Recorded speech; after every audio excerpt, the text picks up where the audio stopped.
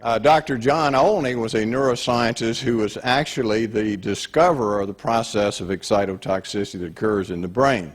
And this basically, just to give you an introduction, is what happens is when you feed certain types of amino acids, acidic amino acids, to animals or humans, certain of the nerve cells in their brain become so excited these nerve cells will die.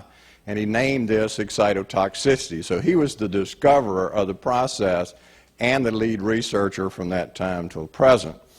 And what he discovered was that the aspartic acid in aspartame, that third component, was an excitotoxin that was just as powerful as the original excitotoxin he discovered, L-glutamic acid. If, for instance, you eat a food and you feel that you have clouded consciousness, it's difficult to think, you feel like you're in a gray cloud, can't put your sentences together, have difficulty coming up with different components of your sentence. All of these things indicate that you're having difficulty logically thinking, and that's a very early sign or sensitive sign for MSG toxicity or aspartame toxicity.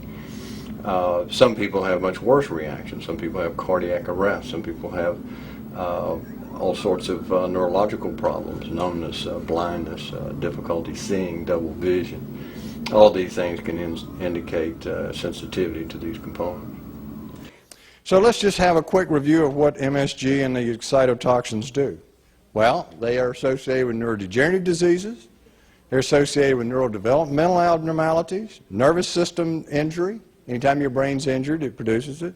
Endocrine disorders, diabetes type 1 and 2, syndrome X, gross obesity, enhanced cancer growth and spread, immune dysfunction, retinal disorders, arteriosclerosis, multiple sclerosis, lupus, and other autoimmune disorders, GI disorders, and sudden cardiac death. I'd put more on there, but I didn't have room. We're making these conditions advance a lot faster. We're making them a lot more severe. And we're taking cases that would never actually have developed into multiple sclerosis, and we're throwing them into full-blown disease. Same thing with Parkinson's and Alzheimer's disease. Even though the food additives were not the original cause of the disorder. Every 10 years, they double the amount of MSG that's put in food. That's not even counting the aspartame. So we're consuming enormous amounts of these substances in a variety of foods.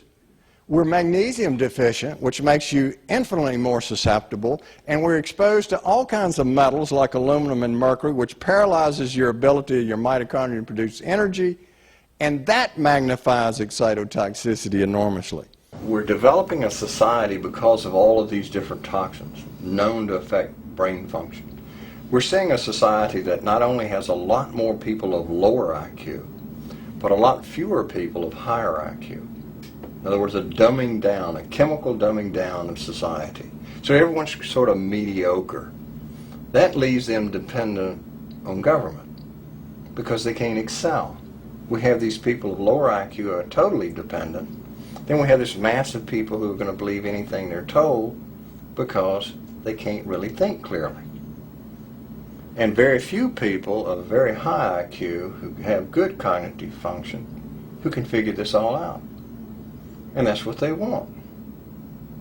So, you can kind of piece it together as to why they are so insistent in spending so many hundreds of millions of dollars of propaganda money to dumb down society.